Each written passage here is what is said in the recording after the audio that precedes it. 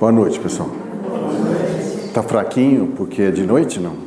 Vamos começar de novo? Boa noite, pessoal. Boa noite. Isso, já sincroniza, queima os fusíveis todos, né? Bom, meu nome é João, a minha formação básica é na medicina. Dentro da medicina, eu me especializei em psiquiatria, dentro da psiquiatria em psicoterapia, que é como se eu fosse ortopedista e fisioterapeuta. E dentro da psicoterapia, uma terapia específica para dependentes químicos, cuja tocada é completamente diferente do que a gente aprende na faculdade de medicina, na especialização de psiquiatria e também na questão da própria psicologia, né? Todo o conhecimento que a gente tem a respeito do que nós vamos falar aqui sobre dependência química não foi aprendido na faculdade e muito menos na residência médica. Foi aprendido convivendo com dependentes químicos, ou seja, em instituições que especializaram num modelo de tratamento que nós chamamos de modelo Minnesota, porque realmente nasceu no estado de Illinois, nos Estados Unidos, em Minnesota, né? Uma tecnologia que nada mais é do que o que aconteceu na época, que foi em 1945, logo após a guerra, havia muitos doentes mentais e não havia médicos. Então, o hospital foi, um psicólogo foi encarregado de tomar conta do hospital e a primeira coisa que ele fez foi separar doentes mentais dos alcoólatras, que eram os dependentes químicos mais comuns da época. E ele pediu ajuda para os membros dos Alcoólicos Anônimos, que já existia desde 1930, só tinha 15 anos o AA. E aí ele percebeu que usando técnicas behavioristas, que é vamos dizer assim, a especialidade de Minneapolis, de Minnesota, a Universidade de Minnesota estuda muito o comportamento humano, tá? Então, usando técnicas comportamentais associado aos 12 passos, às 12 tradições, aos 12 princípios dos Alcoólicos Anônimos, é que surgiu o modelo Minnesota de tratamento. E para mim ainda é o que mais funciona em termos de recuperação da qualidade de vida, porque a doença chamada dependência química é uma compulsão orgânica associada a uma ideia fixa, cuja recuperação é espiritual.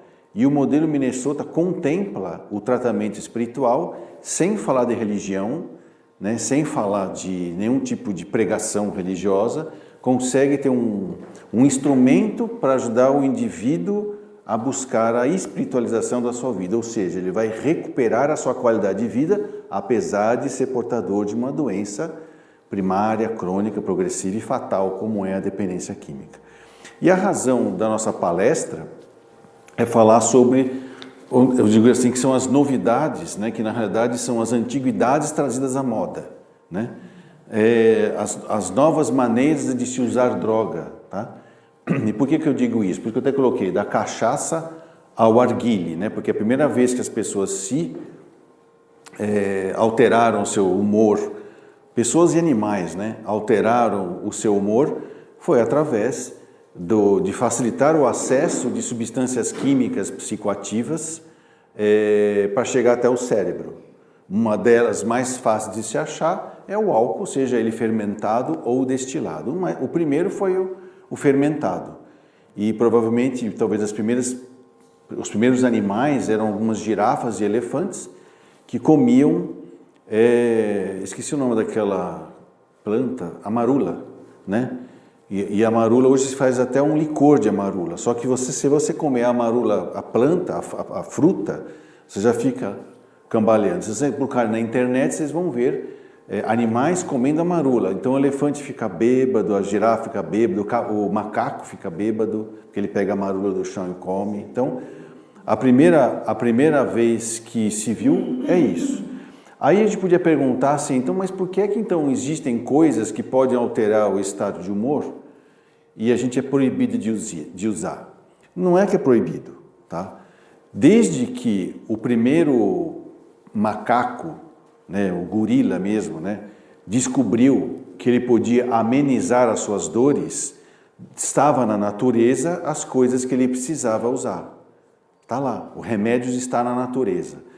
Então, a macaca fêmea, quando percebeu que o seu gorila macho estava irritado por algum motivo e ele é destruidor, ela dava para ele comer algumas florzinhas que ela percebeu que o acalmava. E que florzinhas eram essas? De camomila, certo? Então não é errado buscar na natureza substâncias químicas, sejam psicoativas ou não, para amenizar as nossas dores físicas ou psicológicas. O problema é que 10 a 20% da população acaba desenvolvendo dependência dessas substâncias. E aí, eles não estão usando essas substâncias para aliviar as dores.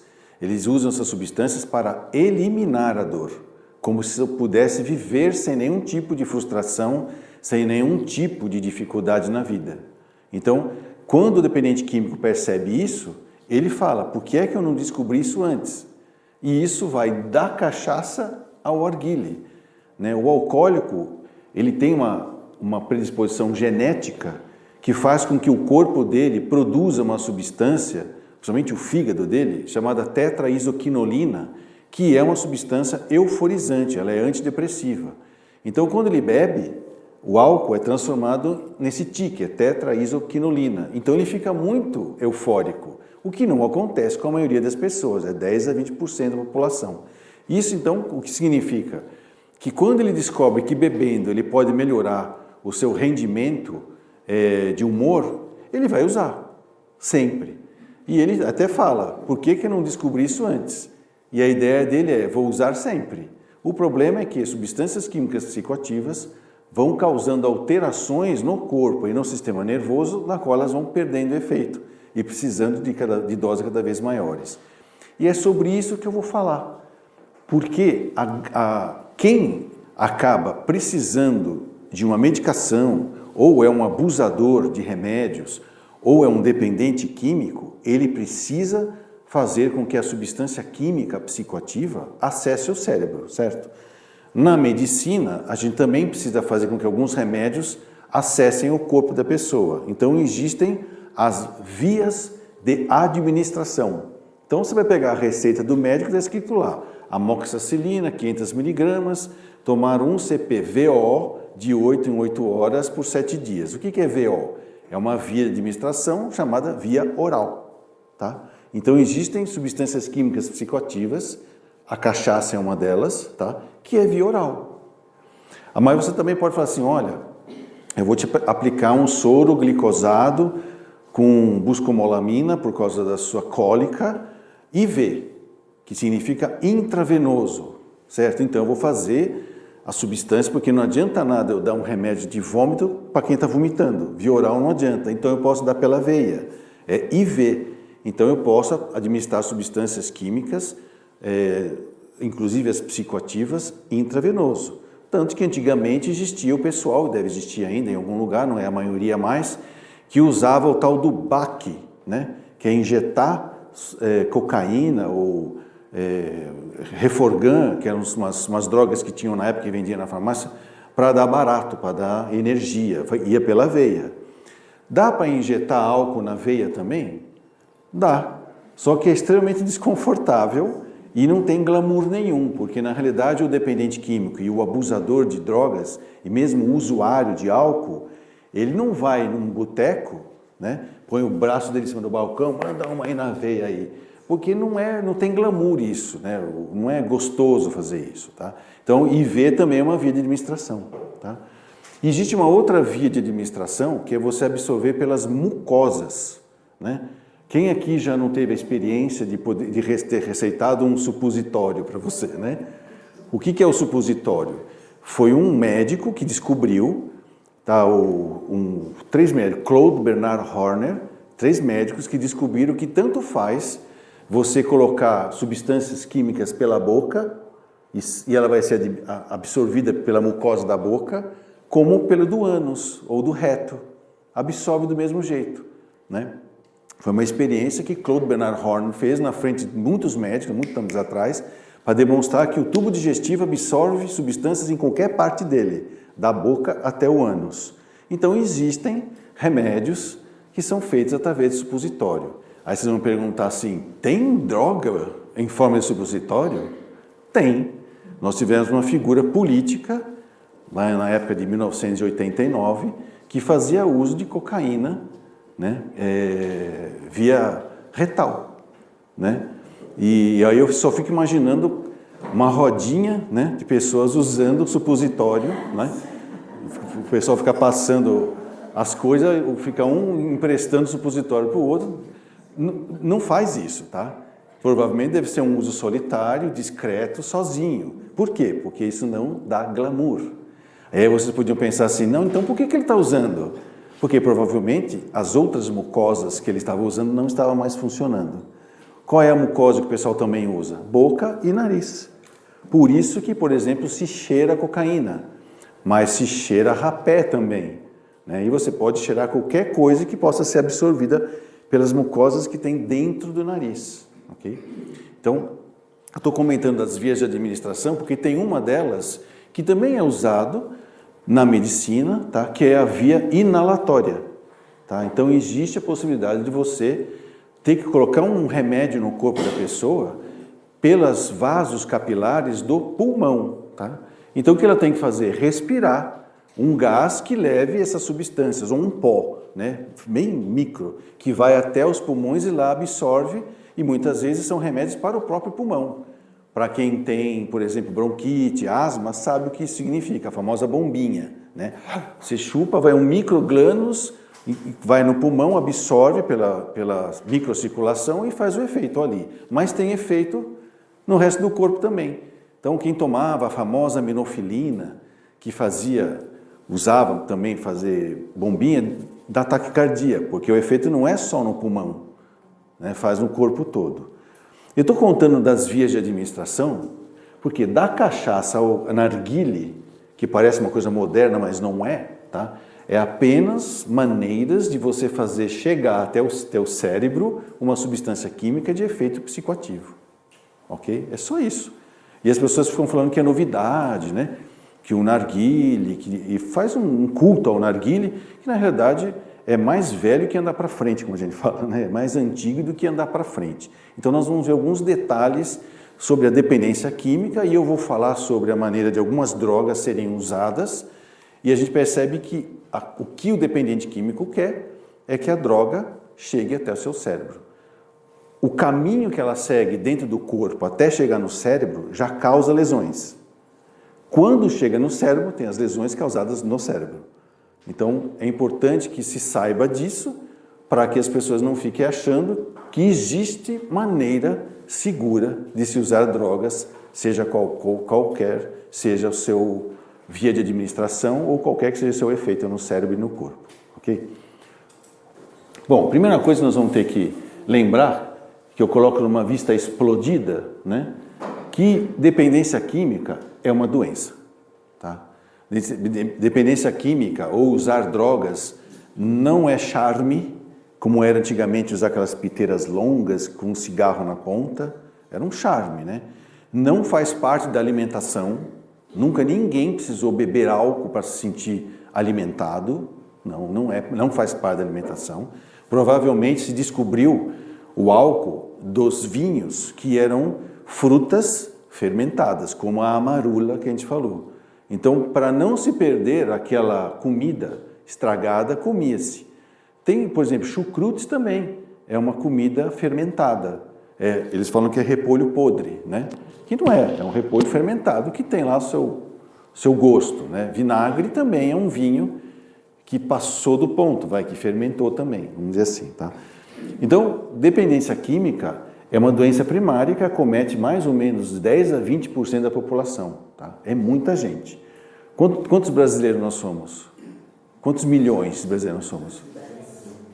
Como? 210 milhões, não é? Quanto que é 10%?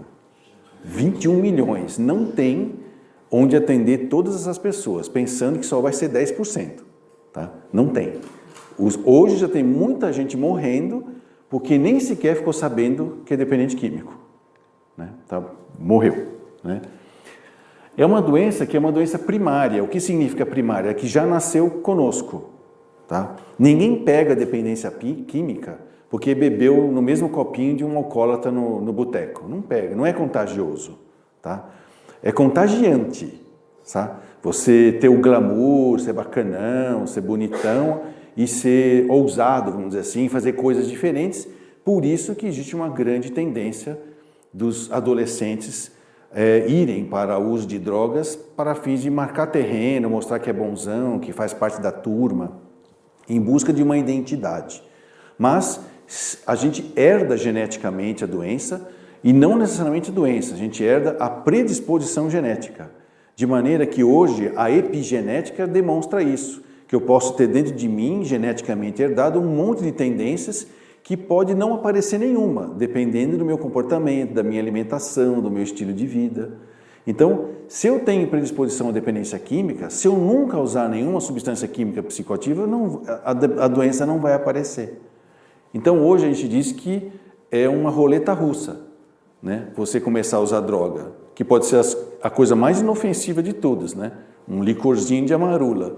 Se você faz isso de maneira sistemática e metódica, pode acionar a genética, a epigenética que vai causar a sua dependência química. Ou seja, a gente herda um genótipo, mas pode não se manifestar o fenótipo, tá? Se eu não ativar a minha tendência. Então, essa é uma doença primária, tá? Por que ela não é secundária? Tá? Porque a gente vai entender a doença primária entendendo a secundária. Porque secundária é aquela pneumonia, secundária é uma gripe que foi maltratada, né? Dependência química nunca se instala por causa de outra doença. Ela se instala por causa do comportamento, em que em algum momento houve um erro pedagógico, que é a gente ensinar como certo uma coisa errada, que fez eu achar que é normal usar substâncias químicas psicoativas, do álcool até as outras drogas, não importa qual seja essa substância. Então esse erro pedagógico é que vai me expor ao comportamento que vai ativar o meu DNA preparado para dependência química. Não é, porque pessoas dizem assim, não, mas eu comecei a beber porque o meu pai morreu. Puxa, é mesmo? Você não consegue mais parar de beber, não consigo mais beber, estou quase na sarjeta. Mas quando foi que seu pai morreu? Ah, faz uns 20 anos. Não existe, psicologicamente falando, um luto que demora tanto tempo. Ele pode ter começado a beber para aliviar a emoção da perda há 20 anos atrás. Como ele tinha predisposição à dependência química, acionou a doença. Okay? Então, a dependência química é uma doença primária, ela nunca é secundária a nada. Okay? E ela é crônica. Tá? O que é uma doença crônica?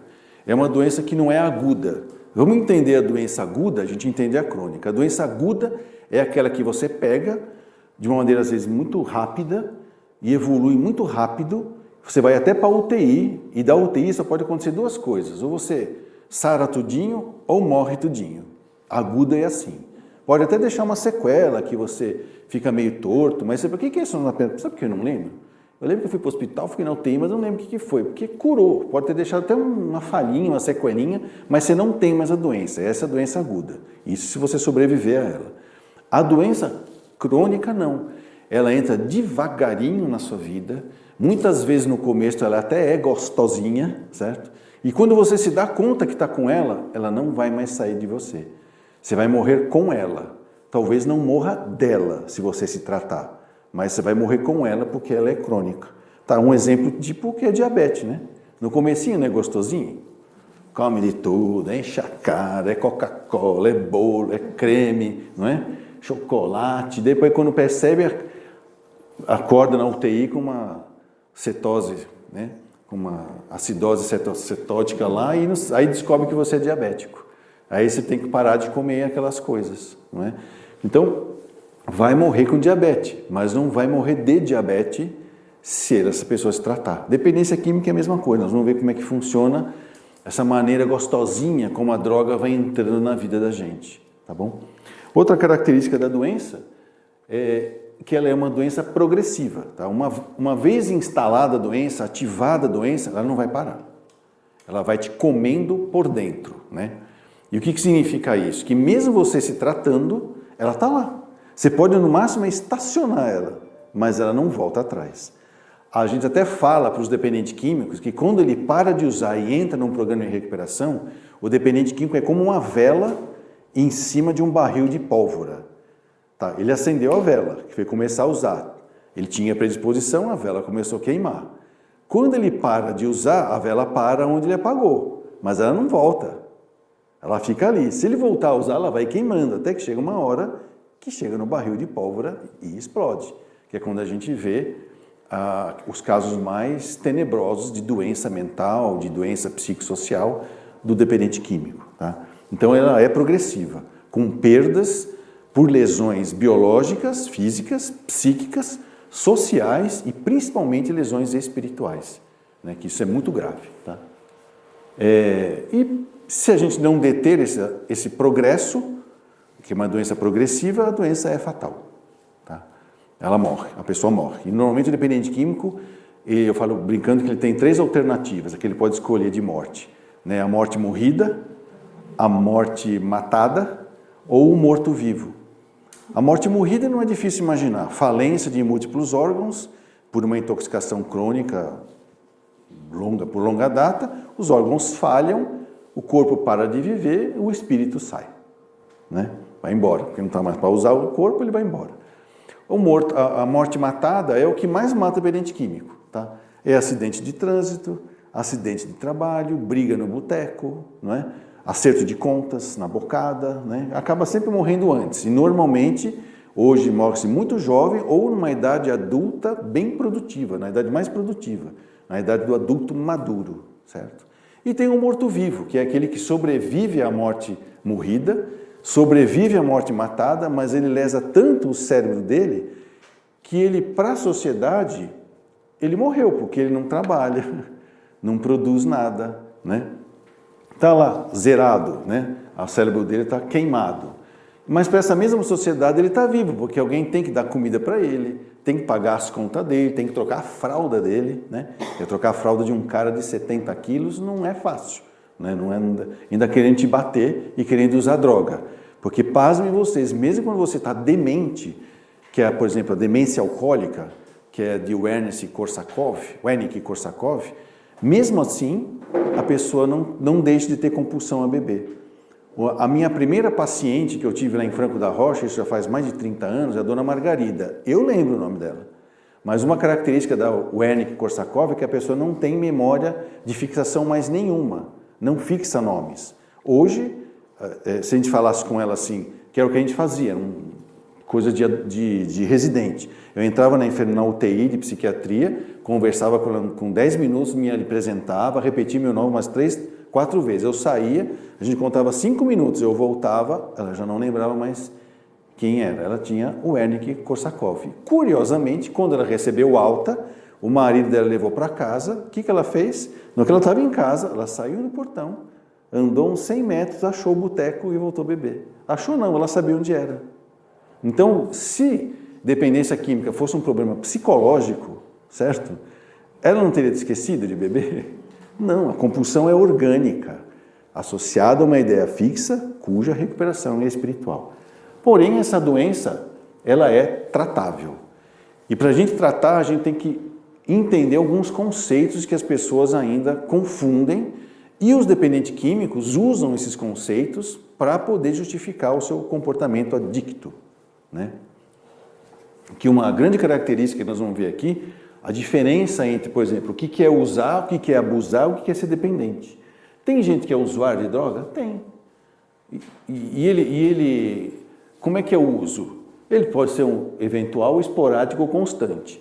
O uso eventual é, por exemplo, aquela champanhe do final de ano, certo? Eu nunca vi ninguém, no dia 1º de janeiro do ano seguinte, fissurado para chegar logo no final do ano porque ele está doido para tomar cerveja ou tomar champanhe. Não tem, é eventual, o cara nem lembra que tem, lembra porque virou tradição, não é isso? O uso esporádico já é mais perto, vamos pôr aquela macarronada na casa da nona, né? Aí tem o vinho, né, do sangue de boi ou coisa parecida, né, que o pessoal sempre toma, né? Para as crianças é vinho com água e açúcar, ou é a tal da sangria, né, vamos dizer assim, né? Isso é um uso esporádico. E existe o usuário constante, que é aquele que sistematicamente todo dia toma uma dose, ou 2 ou 3 até. Você vai nos pubs, que é boteco de gente rica, que compra garrafas de R$2.000, R$5.000 de uísque e deixa lá com o nome dele. Então ele vai lá no final da tarde, toma umas 3 doses e vai para casa. Esse é um usuário constante.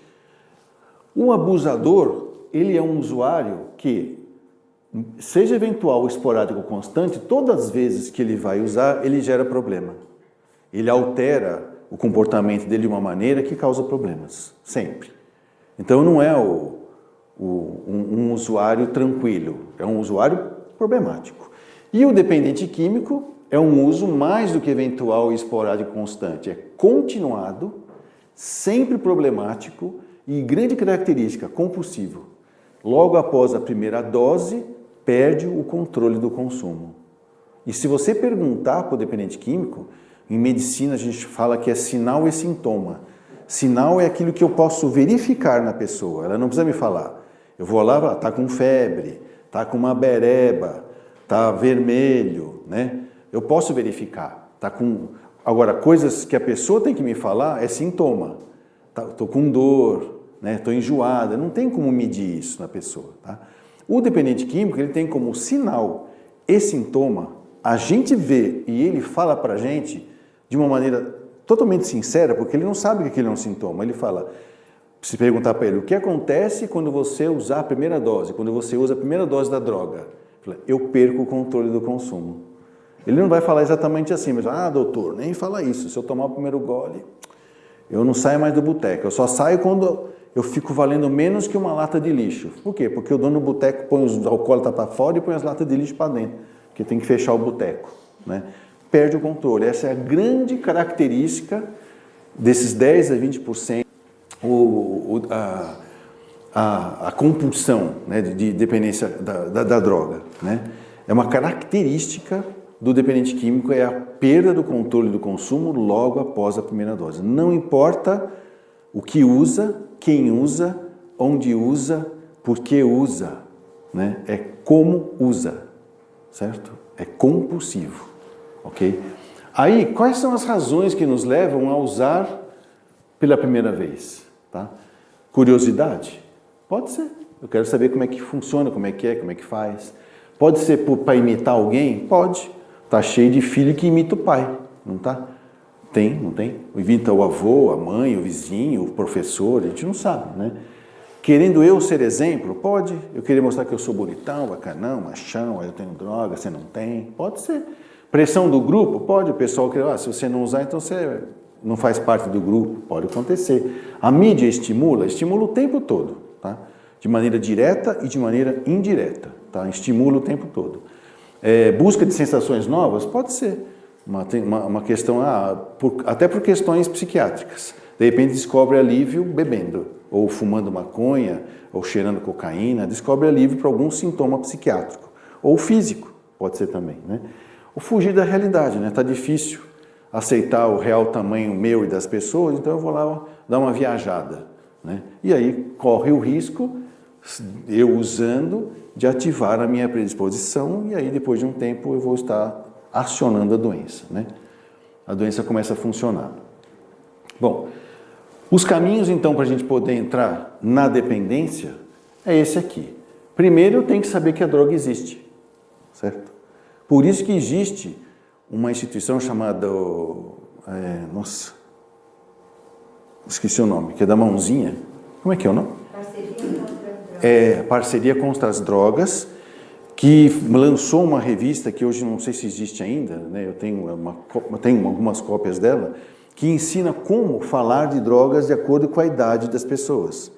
Então, por exemplo, para uma criança, falar de droga nas escolas é fazer propaganda de droga. Não é para chegar para uma sala de alunos de 10 anos e falar, pessoal, cuidado com a maconha, cuidado com a cocaína. A criança de 10 anos falou, o que é isso? Né? Eu não sabia que isso existia. Então, existe uma técnica de você chegar para as crianças, levar elas, por exemplo, no seu, como é que chama? Lugar de limpeza, né? Na dispensa, né? Eu tenho um ponto que me ajuda. Vocês estão ouvindo, né? Então, é ponto encarnado, né? E você pode pegar para uma criança de 8 anos e abrir a dispensa para ela e mostrar, olha que interessante esse líquido branco. Não parece leite? Pai, parece leite. Cheira. Olha, pai, cheiro de morango. Experimenta. Aí você põe um dedinho, né? Ai, que coisa ruim. É verdade, tá vendo? Tem coisa que parece coisa boa, gostosa e não é. Pronto, eu já ensinei para ela ter crítica de perceber. O que presta e o que não presta. Tá? Então, o estímulo externo é super importante. Se ele não existisse, diminuiria, claro, a busca. Só que o que a pessoa quer, quem quer, é quem vende, né? Então, vai desde as drogas lícitas, que só são lícitas, o comércio, tá? Mas não é lícito usar, não precisa usar. Mas o álcool e tabaco foi considerado que o comércio é legal, né? Se ele é bom ou não, isso não é questionado. Ah, mas não, só com 18 anos. Por quê? Que critério clínico? Nenhum. É critério só legal. Não tem nada a ver com medicina, com evitar doenças. Ninguém consultou a Anvisa para saber se as leis têm que ser com 18 anos. Tá? Se você tem um estímulo externo, você tem que ter um interno. Né? Não adianta eu saber que a droga existe, pressão do grupo, ou coisas, se eu não quero. Certo? Se eu não tiver curioso, se eu não tiver nenhum problema que me leve a querer fazer aqueles usos, se eu não quiser, não vai ter. Tá? Então, é preciso ter o estímulo externo e o estímulo interno. Junta com isso o que nós chamamos de facilidade de acesso. É muito fácil achar hoje droga. Tá? Passamos por um período aí de muita permissividade, né, como proposta política. Não funciona. Né? Regras são regras e elas foram inventadas para que o convívio social fosse possível. Tirar as regras, voltamos à barbárie. Né? Então, o que acontece? Hoje está muito fácil, né? Todo mundo tem droga. Quem que trouxe droga aqui hoje? Só você? Você trouxe? Você trouxe você, né? Você é a droga dela, né? Tá bom. Então, na realidade, é muito fácil achar. Mesmo as drogas que são legalizadas, o comércio, é fácil comprar e passar para quem não pode. Tá? Muitas vezes nem se pede para saber se a pessoa tem idade, e quem tem compra para quem não tem, e assim não tem. O acesso é muito fácil. Então, estímulo externo, encontrou o meu estímulo interno, facilidade de acesso, e eu tenho a dependência, a tendência, a herança, a genética, a dependência química, pronto. É juntar a fome com a vontade de comer, não é? É empurrar o bêbado na ladeira, né? Quem ia cair sozinho se esborracha, não é assim? E isso, juntando tudo isso, você vai chegar ao abuso e à dependência. Ok? Esse é o caminho, tá? E não é difícil entrar nesse caminho, tá? Não é difícil mesmo. Hoje existem faculdades, né, aqui em São Paulo, capital, centro, né, que são consideradas a melhor maconha do São Paulo.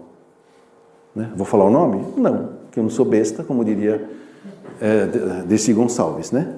Não faça crítica ao vivo, que naquela época existia o patrulhamento ideológico dos militares. Hoje o patrulhamento ideológico é a fake news e as deepfakes, né? Daqui a pouco vão dizer que eu falei mal da Desi Gonçalves. Né? Bom, ok. Bom, junto a isso, a gente vai começar a entender então como que é possível alguém entrar na droga. Tá? Principalmente na adolescência. E hoje, leia-se uma coisa importante que foi determinada pela pediatria do mundo inteiro, a adolescência hoje é considerada até os 26 anos. Tá? Não é mais... Se hoje a gente vive até 100, por que a adolescência até 15, 19? Até 26 anos. E em função do quê? De exames neuropsicológicos e de neuroimagem mostrando que o cérebro hoje do ser humano só está pronto a partir dos 26 anos. Por isso que se quer tanto evitar o uso de substâncias químicas psicoativas, seja ela de uso, abuso ou dependência, em menores de 26 anos. Ah, então depois dos 26 pode? Também não. Então quer dizer que o problema é só se eu for dependente? Não. O usuário também sofre lesões pelo uso da droga, só que as lesões dele são mais tarde, porque a quantidade que ele usa é, entre aspas, controlada. O dependente químico não tem controle, então ele tem lesões mais cedo, pelo aumento da frequência e da quantidade de drogas que ele usa, porque ele é compulsivo. Tá? Então, nesse sentido, por que a criança ou adolescente está mais exposto? Tá? Porque é da natureza do ser humano, dos 0 aos 10 anos, né? Quem manda na gente é quem? Os nossos pais, né? Olha o gráfico aqui, ó. A influência é maior dos pais. Passou dos 10 anos, quem começa a influenciar você? Os amigos, não é? Existe uma inversão aqui. junta com isso que dos 10 aos 20 anos, a nossa noção de perigo ainda é zero, né? Quem já não viu adolescente fazendo coisas que eles não percebem o risco que eles estão passando? Por exemplo, um seguro de carro é mais caro para quem tem 18 anos, não é? Por quê? Porque ele já sabe que o cara vai querer saber se aquele ponteirinho bate no 300 mesmo ou não. E hoje, os carros chegam a 300. Quando eu era adolescente, que era o tempo das Brasílias envenenadas, né? Com Weber, carburação dupla, com Weber 40, você avançava o ponto para ter mais arrancada, rebaixava a vasilha, colocava a rodinha aro 13, você chegava nos impressionantes 150 por hora, na marginal do Pinheiros, na descida com vento a favor, né? E naquela época, a gente já pensava, nossa, já pensou se eu espirrar a 150 km por hora? Vai passar uns 200 metros que eu não vi onde eu estava. 200 metros é 4 vezes o comprimento dessa casa aqui, né, que tem 50 metros de fundo. Então imagine hoje que eu vejo na internet o pessoal com motos que chegam facilmente a 299. Eles ficam filmando lá como é que chama lá, o velocímetro para mostrar que chega, né? Então a noção de perigo é zero. Então você vai falar assim, mas mesmo assim, mesmo ele sabendo, mesmo ele vendo palestras, ele ouvindo falar sobre o assunto, ele vai usar? Vai. Por quê? Porque ele acha que com ele não vai acontecer nada. A noção de perigo dele é falha. Ah, comigo não. Ah, vou ver o que acontece. Aí, como é que fala? Shit happens, né? Para não falar palavrão, né? Cocô acontece, né? Vamos dizer assim, né? Então, acaba acontecendo algumas coisas e ele começa a perceber que usando ele não passa mal, então aí ele começa então a fazer uma escolha na vida dele. Aqui, ó, né? O que eu quero? Viver do meu real tamanho? Viver além ou viver aquém? Quando ele percebe que a droga faz ele viver além, é o que ele quer, né? Começa a desencadear a doença. E aqui existe uma coisa interessante. A dica que o pessoal dá é mais ou menos assim: quando você começar a perceber que está diminuindo aqui, ó, a sua influência sobre seu filho, deixe de ser pai e mãe e vire amigo dele, né? É difícil, né? Porque normalmente eles têm a identificação com as turmas, né? O querer pertencer a um grupo, e dificilmente você, como pai, consegue pertencer àquele grupo. Se você fizer força para fazer isso, você vai passar papel de ridículo e ainda vai fazer seu filho passar vergonha, certo? Se você chegar malandrão, com os amigos dele ali, o cara fala, pai, que vergonha é essa, né? Ou então se você chegar cheio de droga, né? Cheio de maconha, ele fala, seu velho é louco, né, meu? Tá... Tem pais que quase chegam nisso. Mas eu acho que tem... isso. Por isso que essa viradinha aqui é difícil, tá? Eu acho que o que você conseguiu influenciar até aqui pelo seu exemplo, aí você vai ver quem vai ser os amigos dessa pessoa. Mesmo assim, pode ocorrer o risco de você entrar numa faculdade, né? Aquela que eu falei, que tem maconha até no diploma, né? Feito com folha, as fibras, né? Que faz o diploma de pergaminho, não é pergaminho, é maconhinha, né? Bom.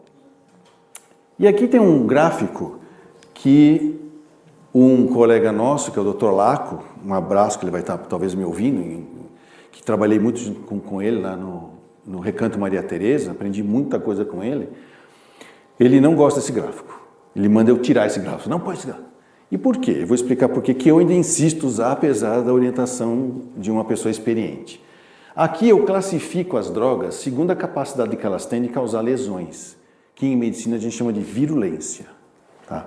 A capacidade de eu entrar num organismo e causar problemas. Ok. Então eu chamei de drogas leves a cafeína, a nicotina, a maconha e os benzodiazepínicos. Essa linha de baixo aqui é remédio, tá bom? É só remédio que segura a medicina. Por quê? Porque existe a descrição de síndrome de abstinência dessas substâncias, mas não faz muito mal, né? Você pega aquele pessoal que antigamente tinha isso, né? A gente falava que funcionário público só funcionava com uma garrafa de café do lado, né? Antigamente tinha essa ideia, né? Vamos dizer assim, porque provavelmente devia ser muito chato trabalhar num lugar que é só papel, carimbar. Hoje tem computador que você faz tudo.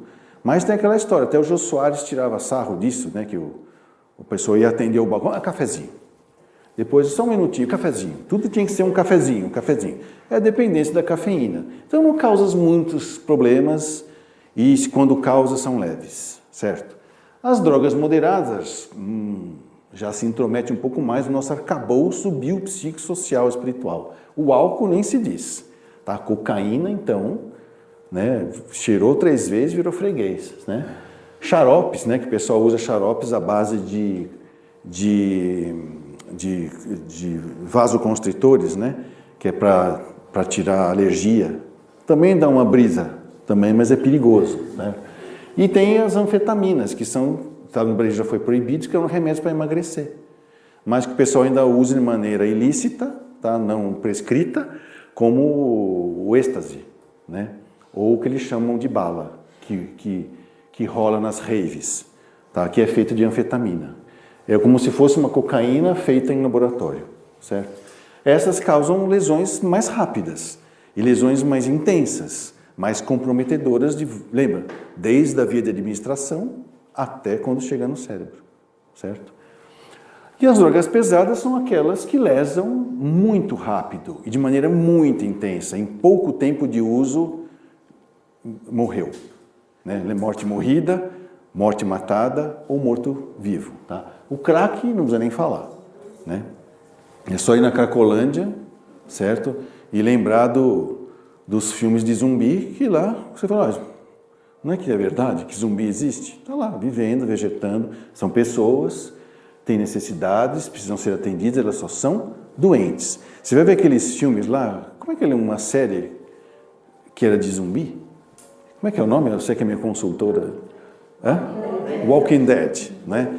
Tem uma cena lá que eu achei muito interessante, de um dono de uma fazenda, que quando ele achava zumbi, ele pegava o zumbi, caçava, ele prendia dentro de um estaleiro.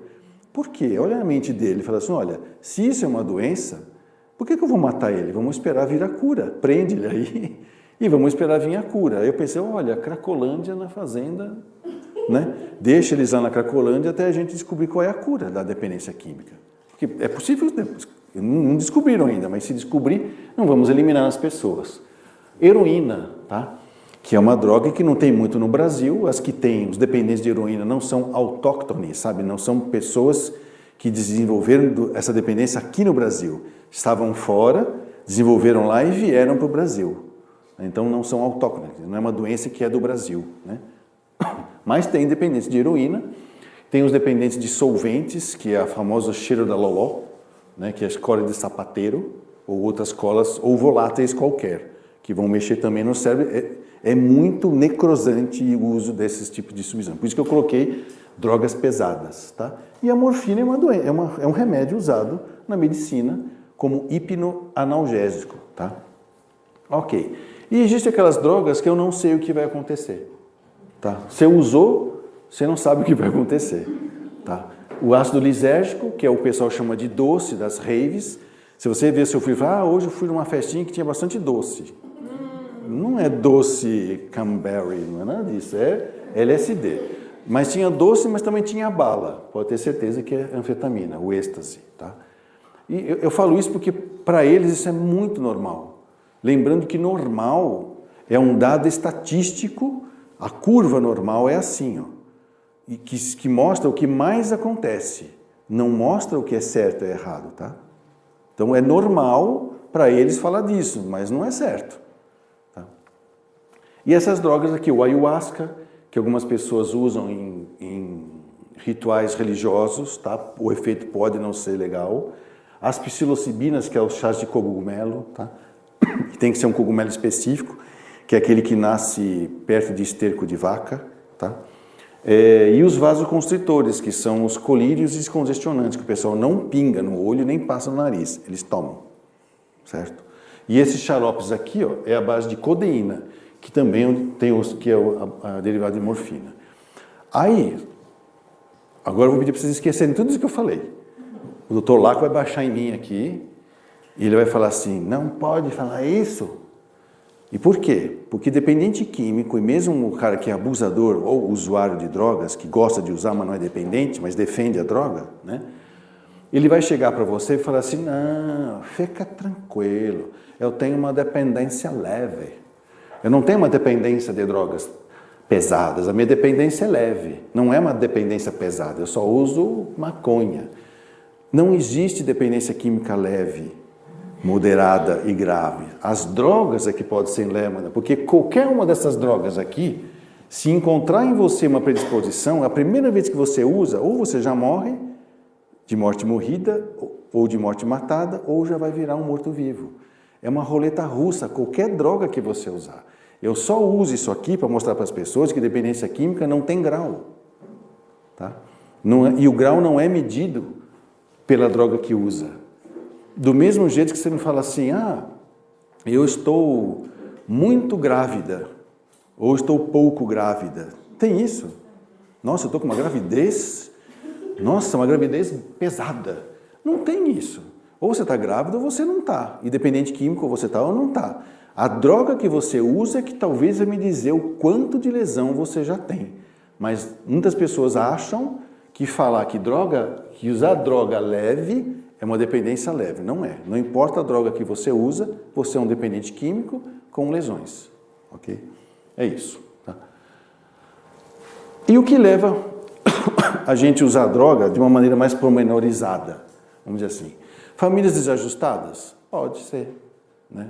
Às vezes, por uma questão de querer sair daquela confusão, pai que briga com a mãe, eu posso procurar um alívio rápido e fácil. Aí você vai assim, então ele vai lá no boteco e bebe? Não, ele pode descobrir onde a mãe guarda o Lexotan dela, o Valium dela, o Diazepam, e vai lá e começa a abusar do Rivotril, né, o pretinho básico. Né? O Rivotril é o pretinho básico que tem na casa de todo mundo. Né? O pretinho básico para as moças é um vestidinho, né? Para ir no bailinho, sei lá, na festinha. Né? O pretinho básico na psiquiatria é o Rivotril, né? A pressão do grupo, tá? Que vai remontar aquele gráfico que eu falei, tá? Os rendimentos psicofísicos. Então as pessoas descobrem que sob efeito de alguma substância química psicoativa melhora seu rendimento na escola, no trabalho, na vida social, né? Pode acontecer, né? Razão pela qual eu vou lá e aprendi a usar, né? O meu estado psicológico, né? Eu posso nunca ter uma família estruturada, mas de repente acontece alguma coisa comigo, como eu comentei, meu pai morreu, fiquei muito triste e percebi que bebendo aliviou. E estou há 20 anos bebendo, já estou com o cachorro lambendo a minha boca na sarjeta em frente à minha casa. Né? A doença é progressiva, né? Problemas pessoais, né? Muitas vezes não é um estado psicológico, mas é uma questão pessoal, de relacionamento, na escola, no trabalho, pode me levar a querer usar. E a questão da herança genética, né? De você saber que é descendente de dependente químico. Tá? E aí vem uma coisa interessante. Essa genética não é mendeliana, tá? Não é que nem aquela história, papai loirinho de olho azul, casou com mamãe loirinha de olho azul. Aí nasceu um negrinho de cabelo pichain. Pode? Pode se a mãe pular um muro. Se ela não pular um muro, todos vão ser loirinhos de olho azul. Por quê? Porque são genes recessivos que não tem como mudar o padrão, não tem como mudar. Na dependência química não é assim, não existe gene recessivo ou dominante. Porque senão nós teríamos que ter um gene para cocaína, um gene para maconha, um gene para calmante, não é assim. O que a gente percebe é que existe uma interação gênica que é herdada, a gente pode falar assim, aleatoriamente ou fortuitamente, e que quando você começa a usar a droga, aqueles alelos próprios do dependente químico começam a ser ativados. Por exemplo, um alelo do fígado que produz TIC, a teta-isoquinolina. É um dos fatores. Mas conforme você vai bebendo, você vai ativando outros fatores. Mas dá para saber quem tem? Não dá. A gente deduz que descendentes de dependentes químicos têm maior chance de ter essa interação gênica em forma latente. Mas não dá para saber. Até porque você tem famílias inteiras que não tem nenhum dependente químico e, pum, nasce um que tem. Onde vem essa interação gênica? E falando às vezes tem famílias inteirinhas de dependente químico e nasce um que não é. Então, hoje, vamos dizer assim, eu acredito que talvez mais uns anos vão conseguir fazer mapeamento genético nas pessoas, né? E tentar ver quais são as predisposições que ela tem, e ela pode receber uma carta de recomendação. Ó, você tem predisposição a diabetes, a câncer de mama, a dependência química. Então, eu vou aqui algumas orientações de comportamento para que a epigenética não ative esses genes para você, ok? E é assim que a gente vê como que é a dependência, né? E qual é o estágio? Qual é a história que acontece conforme a pessoa vai usando? Primeiro ela usa e descobre que fica dependente, começa a ter fissura e um desejo impulsivo de usar. Com o tempo ela desenvolve a tolerância, precisando de doses cada vez maiores, então, da droga, ou misturar drogas para ter o mesmo efeito. E aí ela acaba desencadeando a dependência, que é a necessidade de manter uma quantidade de substância química no corpo, senão ela passa mal. Então ela começa a ter as síndromes de abstinência, tá? É uma característica do dependente químico, tá? E aí, quando ela está na dependência, ela já tem o risco da overdose, porque ela tem tanta resistência à droga que ela precisa de doses cada vez maiores, cujo efeito que ela quer ela não alcança, mas ela alcança os efeitos colaterais, que é o que mata, né? Da overdose, ok? Com isso, a gente percebe o quê? A gente divide, vamos dizer assim, a história natural da dependência química, como toda doença tem a sua história natural. Por exemplo, a história natural, o que eu vou contar para vocês. Vem uma pessoa no consultório e conta para você a seguinte história. Olha, doutor, eu estou cada vez mais magro, cada vez mais pálido, cada vez mais fraco, eu durmo muito, eu como muito, mas eu não melhoro. Tá? Aí o que o médico vai fazer? Existe o Dr. Calvo, conhece o Dr. Calvo? Não é o Alberto Calvo, tá? Que foi um médico famoso aí, que foi até político, né? O Calvo é aquele médico que pergunta, com que médico você conversou? Eu falei, não sei o nome dele não. Mas ele nem olhou na minha cara, eu só conheço a calvície dele.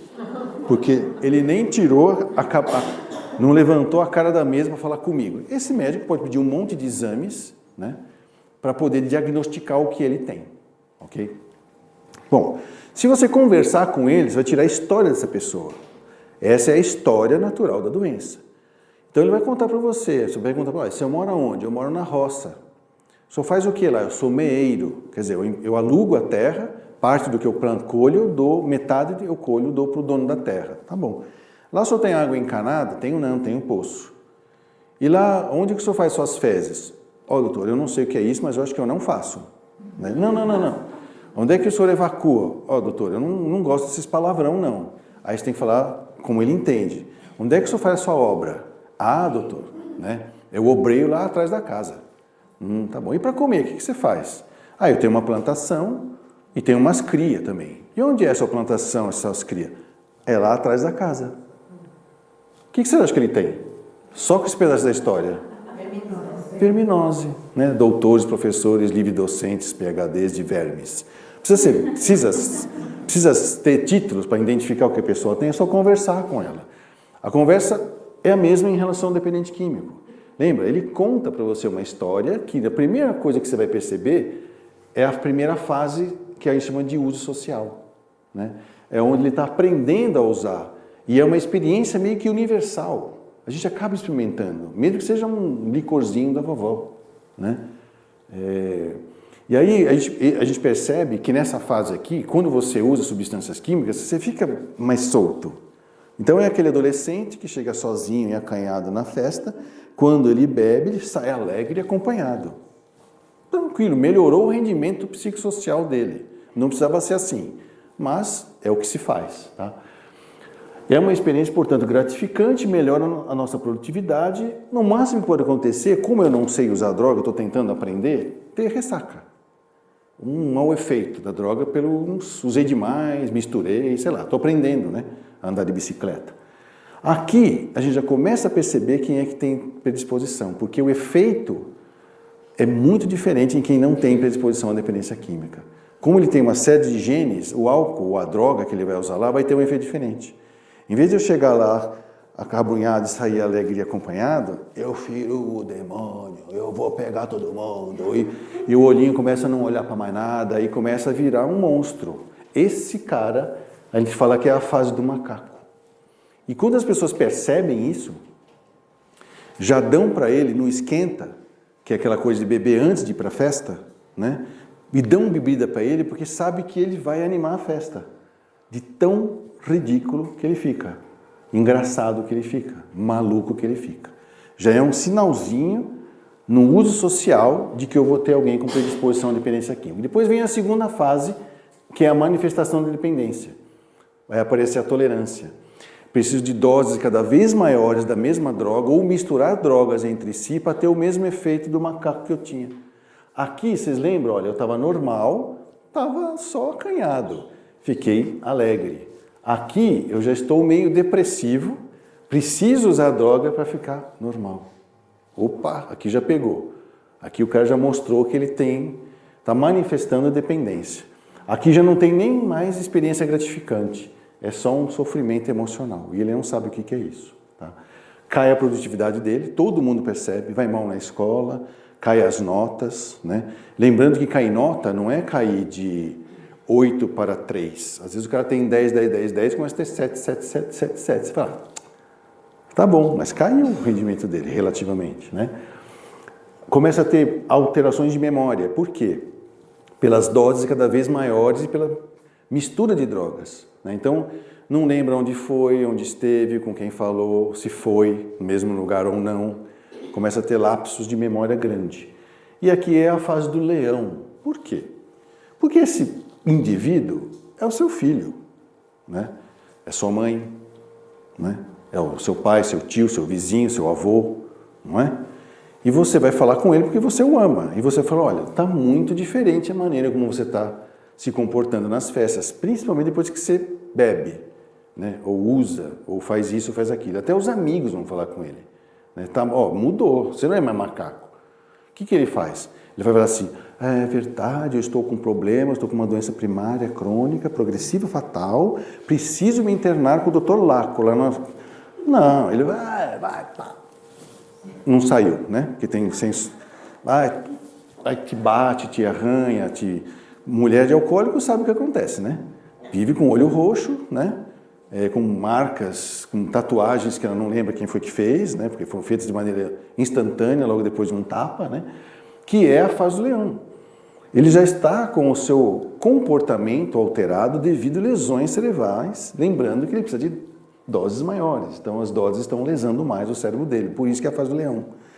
E, em seguida, ele vai ficar o adicto propriamente dito. Dependência física. Precisa manter uma certa quantidade de drogas, senão passa mal. Começa a ter abstinência. É que nem o alcoólico. Você tira o álcool dele, vira a mão dele para cima, põe um pandeiro e ele toca sozinho. Porque ele treme sozinho. Né? Aqui já não consegue mais consertar o humor usando droga. Está sempre depressivo. E é aqui que é o risco das overdoses. Por quê?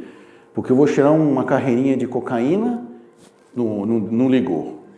Faz mais um pedacinho, não ligou. Mais um pedacinho, não ligou. Mais um pedacinho, não ligou. Mais um pedacinho, não ligou. Chega uma hora que é tanta cocaína que vai ter os efeitos colaterais. Pressão alta, né? Acelerar o coração, até que ele pode ter um infarto, arrebentar um aneurisma e assim por diante. Tá? Aqui, olha, ele não tem nem mais capacidade de perceber o sofrimento emocional dele. É embotamento emocional. Ele não sabe o que ele sente. Se você perguntar para ele pode estar xingando alguém no meio da rua. Você vai estar com raiva? Não. Ele não identifica. Tá? É embotamento emocional. E aqui uma decadência social e familiar, porque ele vive em função da droga. Todas as partes do corpo dele, do psiquismo dele, da vida social dele, é para usar. Então ele arranja a festa para ele poder usar. Ele monta campanhas de evangelização infantil para poder usar. Né? O negócio dele é usar. Né? E aqui ele começa a ter lesões e quadros psiquiátricos mais intensos. Então ele começa a ter os apagamentos, que é a mesma coisa dos lapsos de memória, só que isso aqui dura dias. É o cara que some uma semana, volta para casa e não sabe onde esteve em uma semana. Não sabe. Ele só começa mais ou menos saber quando chega o oficial de justiça chega aquelas mocinhas ali da vida fácil, né? Cobrando o que ele não pagou na porta da casa dele, né? Logo de manhã, e aí começa, puxa, será que eu estive nesses lugares? Eu não lembro. Lesão cerebral. Começam a ter delírios, que é interpretar de maneira falsa a realidade. Por exemplo, o alcoólico tem muito delírio de ciúmes, né? Ele não pode ver uma sombra que ele acha que já tem alguém querendo pegar a mulher dele, né? Quem usa cocaína ou drogas que excitam o sistema nervoso começa a ter delírios de perseguição, né? O que é perseguição? É paranoia, né? Começa a achar que tem alguém querendo pegá-lo ou matá-lo, né? Alucinação, ver coisas, sentir coisas, ouvir coisas que não existem, pode ser por lesão cerebral. E essa aqui, então, é a fase do porco, né? Que está largado, sem tomar banho não sei quanto tempo, sem comer, sem se vestir, né? Vivendo em função de atender a compulsão à droga, ok? Essa é a história natural da dependência química. Eles vão contar essa história para você com outras coisas, só que você vai entender, olha, estava na fase do uso social, depois começou a manifestar dependência e está contando a fase do que virou adicto, certo? Ok. O que a gente vê então disso? Apesar de ser uma doença primária crônica progressiva e fatal, é uma doença tratável, ok? E aí lembrando que, como uma doença crônica, não tem cura. Então para que tratar? Né? Põe fogo no galpão, né, dos Walking Dead lá, porque não vai ter cura. Não tem cura, mas tem recuperação. Qual é a diferença? Cura significa dizer assim, você não é mais dependente químico, logo eu vou conseguir usar como controle. Aliás, esse é o sonho de todo dependente químico, é virar usuário. Por quê? Porque o usuário tem controle. O dependente químico não tem controle, né? Então, o que é recuperar? Se eu não vou ter cura, é recuperar a qualidade de vida, apesar de ser um portador de uma doença crônica, progressiva e fatal. Como um diabético, né? Ele pode, como é que chama? Viver muito bem, até os 100 anos de idade com diabetes e morrer atropelado, né? Porque atravessou a rua sem olhar. Pode. Morreu de quê? Morreu com diabetes, né? Outra coisa, o que é recuperar? Parar de usar. Não existe recuperação em uso. Graças a Deus mudou os parâmetros do Brasil, porque nós passamos 20 anos achando que podia fazer o que nós chamamos de redução de danos. Isso é uma miragem, é uma ilusão, se não uma manipulação política administrativa de conceitos técnicos. Não existe possibilidade de recuperação usando. Não tem. O que eu acredito é que, politicamente falando, é tipo assim, para de usar cocaína e vai usar maconha que lesa menos.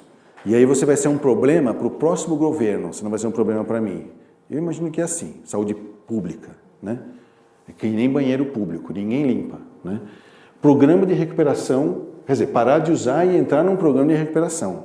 Parar só de usar também não é recuperação, porque existe o conceito do bêbado seco.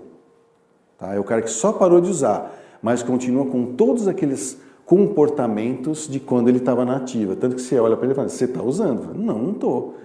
Tá, mas continua malandro, continua aplicando um 7-1, convivendo com as mesmas pessoas, você fica achando que ele está usando, né? E aí, é claro, entrar com orientação profissional para tratar as sequelas neuropsicológicas que ficaram, porque aí não é um programa de recuperação que vai tratar disso, são profissionais. E a condição principal é que o dependente químico queira, né, parar de usar. Todos querem, não é assim? Tem uma fila enorme aqui na frente da Coopercasa, 20% da população está aqui na frente da Coopercasa querendo, queremos se tratar. Vocês não viram já? Na Paulista pararam. Não tem. O dependente químico ele se sente mais doente quando começa a se tratar do que quando ele está usando. Porque ele tem que lidar com os sintomas da abstinência, mudanças de hábitos, começa a sentir coisas que ele não sentia, dores, dificuldades que ele não percebia, porque ele vivia chapado. Então, o que faz ele querer se tratar? É você poder mostrar para ele que as desvantagens da droga são maiores do que as vantagens. Mas é ele que tem que perceber e decidir, né? Às vezes, você fala, então não é legal fazer a internação involuntária? Não, às vezes o pessoal está em risco de vida. O que você faz? Você cata, prende e leva para o hospital. Depois de 15 dias você é obrigado a soltar ele. Não tem problema, mas depois de 15 dias, até antes, ele está limpo, sóbrio, entendendo o que você está falando. Aí você pode convidar ele para um tratamento que não é de psiquiatria, não é preso, tá? É numa comunidade terapêutica ou num ambulatório. Então, a internação involuntária é como você pegar o seu pai que é diabético, com uma garrafa de Coca-Cola de um lado e um bolo puma do outro. Você não vai pegar ele? Eu vou pegar ele, ele vai se matar. Diabético, vai se encher de bolo até morrer. A gente vai pegar ele, vai internar e desintoxicar. Aí você vai ensinar ele a comer sem usar tanto carboidrato. Tá certo? Bom, e como é que é o tratamento? Bom, existe uma estratégia para tratar o dependente químico, tá? A primeira coisa que tem que fazer é desintoxicar, como eu falei, tá? Depois, você tem que informar para ele como que funciona, tá? A doença dele, porque ele não sabe. Mas não adianta informar ele intoxicado, ele não entende nada e não vai memorizar nada.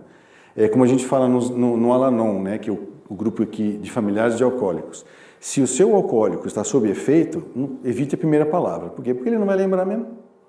Não adianta ficar brigando, né? Não vai mudar nada. Só você vai dar uns gritos, talvez desabafa, mas vai gritar todo dia, né? Vai dar dor de garganta, né?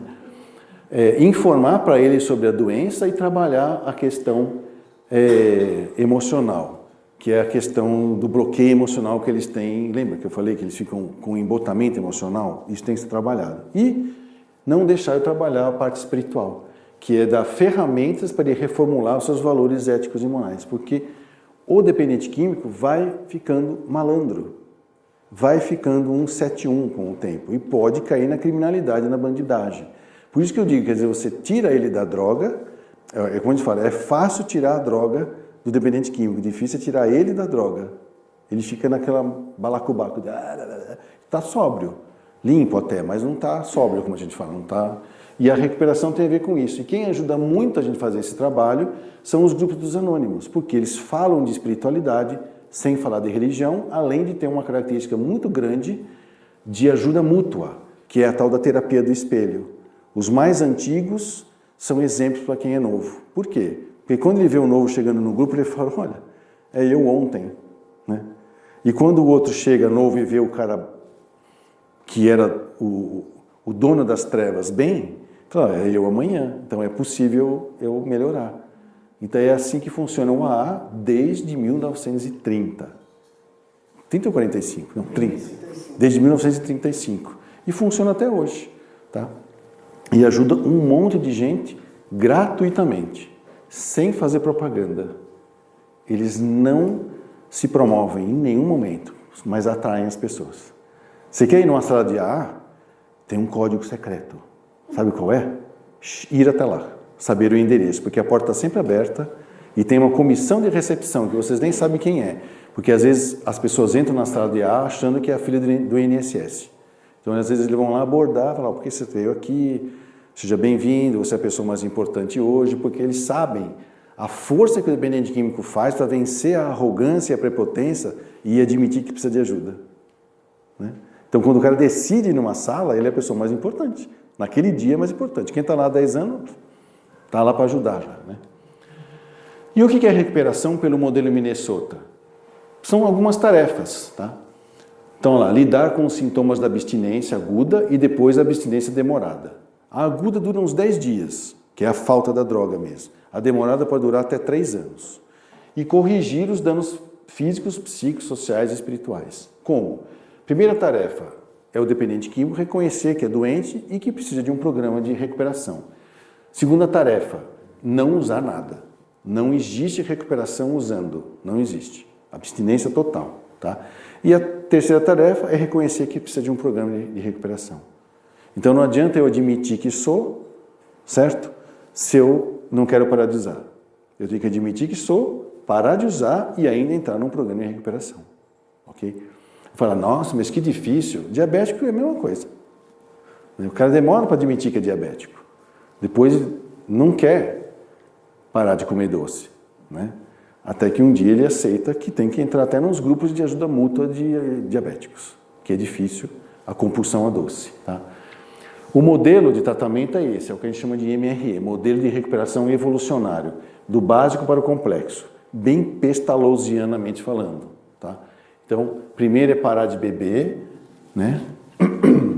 Aprender a viver sem efeito do químico, porque é uma coisa interessante, quando você conversa com o dependente químico, ele parou, só que ele começa a reclamar, do tipo assim, pô, não estou conseguindo dirigir direito. Por quê? Eu aprendi a dirigir e dirijo há 10 anos alcoolizado. Sem álcool eu não sei dirigir. E isso não é piada. Não sabe subir escada, não sabe apontar um lápis, não sabe escrever, né? Porque isso fez tudo sobre efeito de droga. Então, abstinência é uma coisa, sobriedade é outra, né? Aqui é não estar sob efeito, aqui é aprender a viver sem efeito. E com isso, passa a ter uma vida confortável, porque eu estou me contrariando aqui. E aqui tem vida produtiva, não só confortável. Então, esse é o modelo evolucionário. É por etapas, tá? Por fases. Ninguém trata a dependência química de uma hora para outra sem exercício disso. Então, quanto tempo demora tudo isso para alcançar a recuperação? Primeiro, a síndrome de abstinência aguda, que é uns 10 dias. A demorada, que são sinais e sintomas que a pessoa tem por lesões no cérebro que está tentando se recuperar e que demora de 2 a 3 anos. É o período de maior índice de recaída, tá? E depois demora de 8 a 10 anos para que o dependente químico volte à sua condição normal, que é recuperar essa qualidade de vida. Tá? E o que é isso? Qualquer tipo de droga. Que você considerou as drogas leves. Qualquer uma. Porque a lesão principal não é no cérebro, é no caráter. É a perda espiritual que eu falo. Porque o cara pode ser malandro porque é dependente de cafezinho. Né? Pode ser. Difícil tirar as falhas de caráter dele causadas por esse comportamento adicto de café. Entendeu? E aí, o que é condição normal? Isso aqui é um gráfico, eu vou esperar vocês anotarem, certo? Que no final vai ter uma prova, certo? Isso é um gráfico que explica o que é o caminho da droga, as fases da compulsão e da recuperação. Aqui, eu não sabia que eu tinha dependência química, comecei a usar, comecei a ativar a minha genética, o que estava quietinho se tornou, o que era latente se tornou patente, até que eu fui, uso, abuso, dependência. Passo anos no fundo do poço, de repente alguma coisa acontece, eu começo a entrar em recuperação. Então, abstinência, sobriedade, vida confortável, vida produtiva. Às vezes eu encontro um ponto de bloqueio, por exemplo, uma doença física. Isso faz com que eu não consiga evoluir, eu tenho que tratar disso. Tratou a doença física, o problema psicológico, o problema social ou espiritual, eu continuo evoluindo, até que eu chego lá do outro lado, no mesmo nível que eu estava quando eu não era dependente químico. Isso não significa que ele voltou para cá. Ele recuperou a qualidade de vida que ele tinha quando ele não era dependente químico, quando ele não tinha acionado a doença. Tanto que um colega nosso, o Benedito Negrão Feo, eu falo o nome dele porque ele já morreu, já desencarnou, com que eu aprendi muita coisa com ele também. A gente chamava ele carinhosamente de Negrão, porque era o sobrenome dele. Eu tenho que explicar, certo? Porque senão o Desi Gonçalves aparece, né? E me prende por fake news, certo? O Negrão é o sobrenome dele, fala uma coisa muito interessante, que dependente químico é um pepino e não sabe que é um pepino. Quando ele entra no picador de legumes da vida da dependência química e sai do lado de lá, ele é um picles, né? E pepino que virou picles não volta mais a ser pepino, certo? Mas ele tem na essência dele pepino. Então o picles é pepino. Se ele voltar a beber, ele recai e volta tudo o que era antes. Entendeu? Então essa é uma boa maneira de poder entender como é que é essa doencinha que existe e que foi muito bem estudada por Terence Gorski, que escreveu tudo isso que eu estou falando sobre vocês, que é um autor, um psicólogo que escreveu sobre observação. Né? Ele não escreveu de laboratório, ele foi observando por muitos anos a vida de um dependente químico. Né? E aí vamos falar de umas coisas mais chocantes, né? Que é o uso de drogas. E aí, lembrando, da cachaça ao narguile, tá? Álcool e outras drogas, porque álcool também é droga, tá? Não é porque ela é vendida com garrafas bonitas, sabores diferentes, que ela não é substância química psicoativa, tá? Isso inclui bebidas quentes e as bebidas frias. Né? Lembrando que bebidas quentes não podem fazer propaganda antes das 10 da noite. Certo? As bebidas frias podem.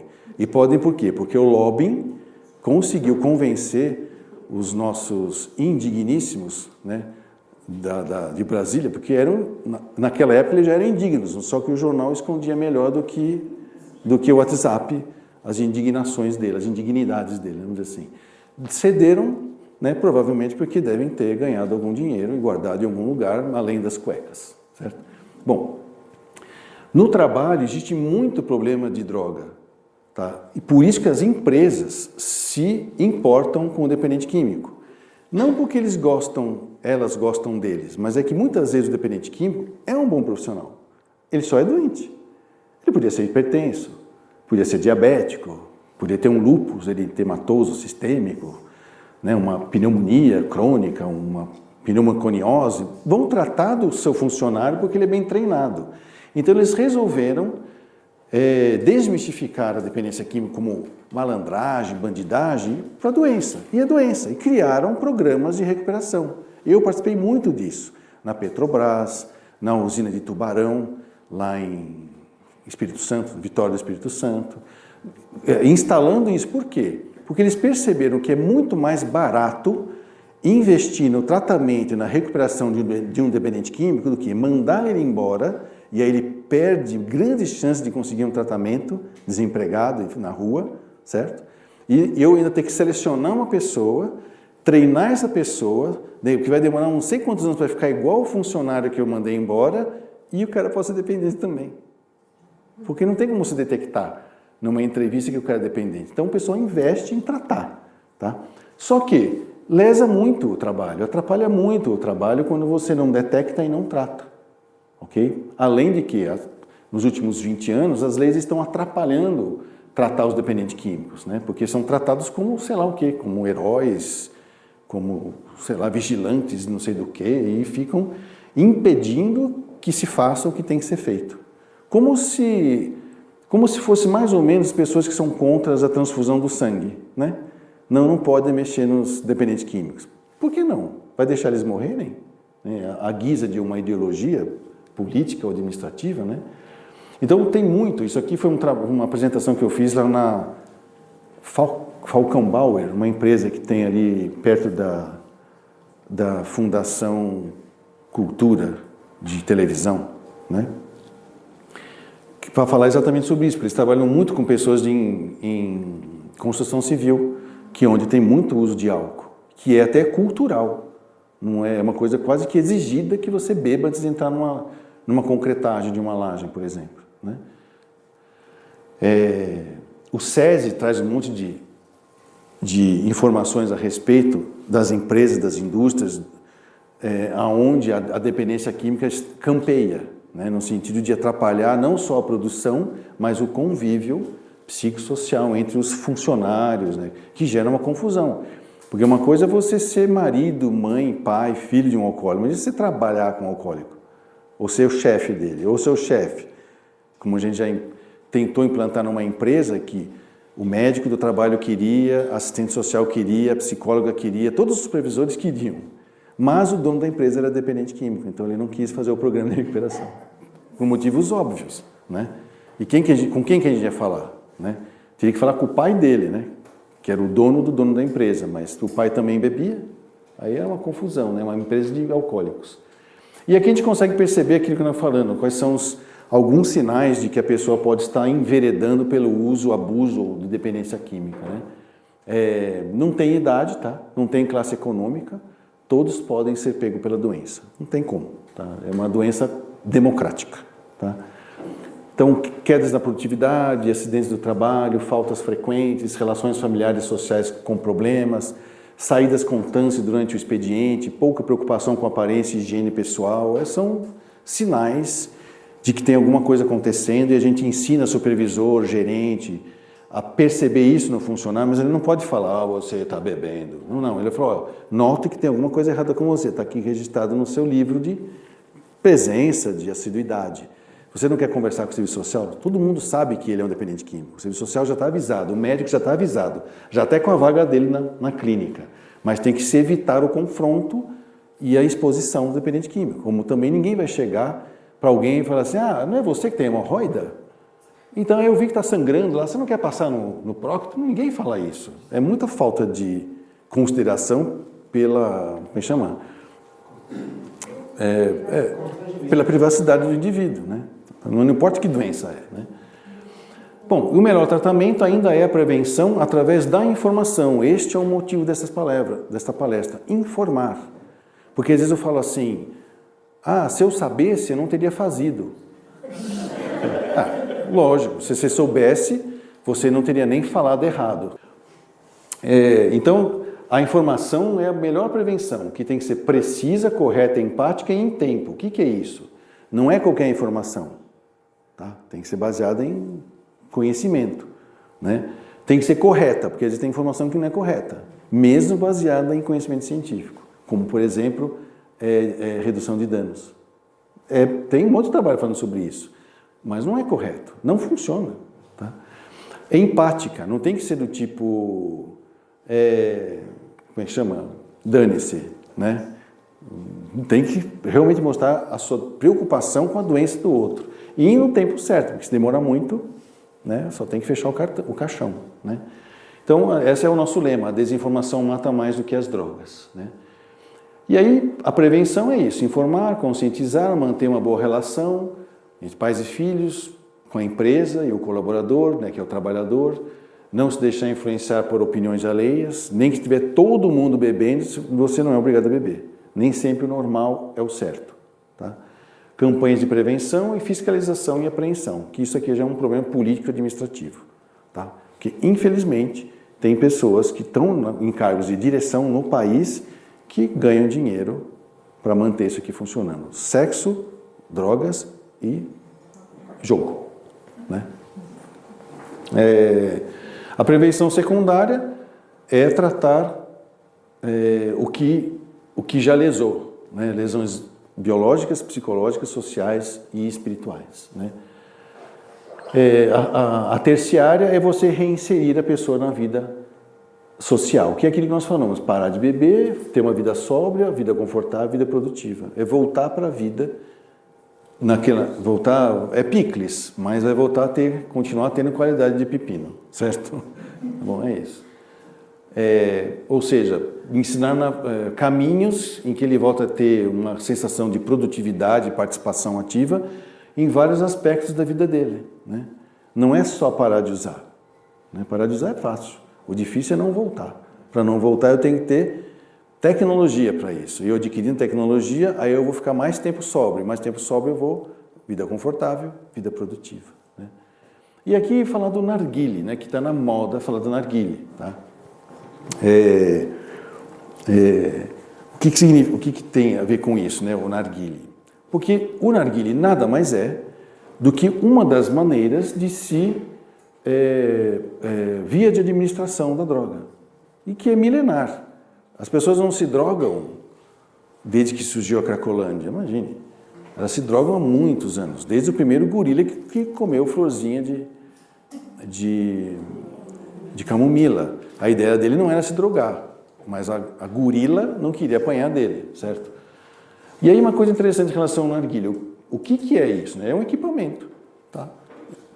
Em que você queima e produz fumaça, e essa fumaça pode estar carregando alguma substância química psicoativa. Né? Então, essa fumaça, vamos dizer assim, é que é o veículo pela qual eu vou absorver aquela substância através dos alvéolos pulmonares. Aí o pessoal fala assim, mas eu não trago, mas respira. Né? Não tem um fumante passivo? Eu posso só soltar fumaça, mas eu estou respirando aquilo. Nem que seja pelo cheirinho, porque eles colocam um cheirinho para disfarçar o mau cheiro que tem isso. Tá? Porque às vezes eles falam, as coisas que acabam acontecendo em termos de queima aqui não gera cheiro gostoso. Vocês já queimaram o fumo, aqueles fumo de corda? Né? Ele cheira muito mal. Então o pessoal põe umas essências, melaço, para ficar gostosinho. Bom, existem os eletrônicos, que não é feito com queima de carvão, que nem esse aqui. Tá? Ou queimam carvão, ou o pessoal usa também, eles falam, não, eu sou mais natural, eu não uso carvão, eu uso casca de coco. É pior ainda, porque o coco tem uma resina, que é própria dessas cascas de frutas, né? Que quando você queima produz uma toxina muito pior do que o carvão. né? Então o pessoal fica se iludindo com o que eles chamam de natureba, né? É naturalmente tóxico. É isso. Esse é o narguilé eletrônico, que em vez de usar carvão, usa uma resistência elétrica que é carregada na bateria. Você carrega a bateria e as essências normalmente são líquidas, tá? Mas também tem emanação de substâncias químicas, fora o calor que vai queimar o orofaringe, brônquios, bronquíolos e alvéolos. Tá? Não tem como. Tá? Esse é o funcionamento dele. Né? Então você põe as coisinhas para queimar lá, você chupa o ar por aqui, né? Aqui, ó. Aí ele é obrigado a passar pela água, aí isso refresca um pouquinho o calor, mas não filtra muito pouco as coisas. Né? Só que diminui a sensação de calor e dá uma ideia de que eu estou fazendo alguma coisa sadia, né? Vamos dizer assim. Mas não é. É só uma maneira, mais uma maneira de eu produzir gás para que eu possa fazer pela via da inalação absorver o princípio ativo da substância química psicoativa que eu quero fazer uso. Tá? Hoje em dia as pessoas têm morrido disso, tá? Em função de vários aspectos. Tá? Uma das coisas que mais me surpreende é uma mentirinha que o pessoal conta de que as pessoas morreram porque explodiu. Isso aqui explode. Se isso explodir, é porque não tinha água aqui dentro, tá? Normalmente o pessoal também coloca, não aqui dentro, mas põe ali em cima, substâncias voláteis, benzina, né, gasolina, né, coisas que vão dar brisa. Só que explode, essas coisas formam gases explosivos. Né? Por que o nosso carro usa gasolina? Porque enquanto ela está líquida, o ponto de fusão dela é muito alto. Demora para ela explodir, mas quando você transforma ela em gás, o ponto de fusão é muito baixo. Né? Tanto que às vezes você vê aquelas cenas de televisão, né? Que a pessoa sai do carro e acende um fogaréu, é gás de gasolina, logo apaga. Não é engolido para o tanque. E se engolir não vai explodir, porque gasolina não explode, o que explode é o gás. Por isso que tem maneiras de transformar através do carburador da bomba injetora, gasolina em gás. Aqui é a mesma coisa. Tá? E na realidade eles falam que as pessoas morreram da explosão, mas morreram do efeito do que eles estavam cheirando, fumando, né? Que matou e fala que foi explosão. Né? E aqui uma coisa curiosa, que isso aqui é bonitinho, né? Parece coisa árabe, síria, oriental, né? Olha que bonito, posso colocar umas penugem aqui, umas florzinhas. Mas, ó, na época que surgiu o crack, há muitos anos atrás, se usava copo de água com água, botava a pedra de caqui num furinho na frente e chupava pelo outro. Isso é narguilé tupiniquim. Não é? Usar isso aqui só mostra que parece que eu estou fazendo uma coisa mais tipo pub. Né? Ai, meu uísque é escocês, 20 anos. Como se não fosse passar pelo fígado. Né? É a mesma coisa. Depois começaram a inventar outros. Como é que era mesmo o nome? Não sei, bomba d'água. Bomba de água. Né?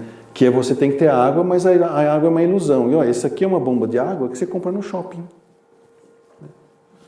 Não precisa nem ser do shopping. Vai naquele extra que tem na Avenida Ricardo Jafé, tem uma banquinha que só vende isso, coisas para isso. E eu falei, ué, foi legalizado? Já não sabia.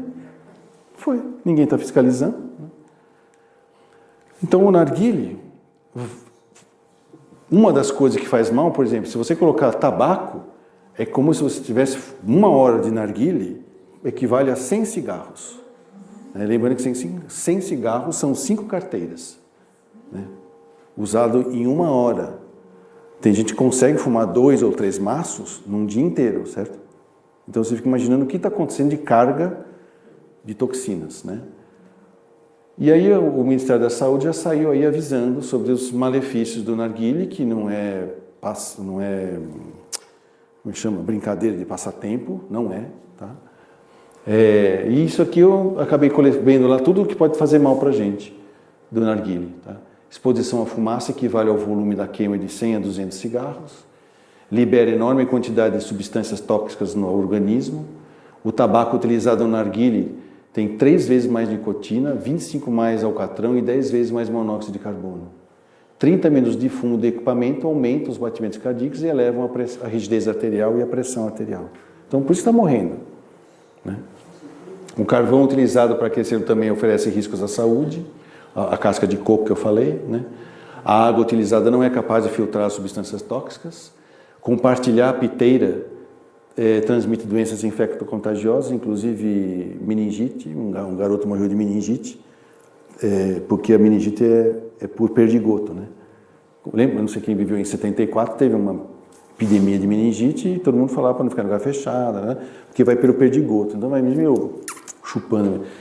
Hoje eu fiquei sabendo que existe, já inventaram uma piteira que você coloca na ponta, e aí só você usa a sua piteira, mas como se não tivesse perdigoto da baba dos outros lá, né? Olha lá, pessoa que fuma narguilé tem 339 vezes mais chance de morrer de câncer de pulmão, né? 400 vezes, né? Impotência sexual, que pode assustar os jovens, e perda de libido, né? Porque o que o jovem tem para perder a não ser isso, né? Se você falar para o jovem, olha, você não vai ter carro, você não vai ter família, você não vai ter vida, mas eu já não tenho.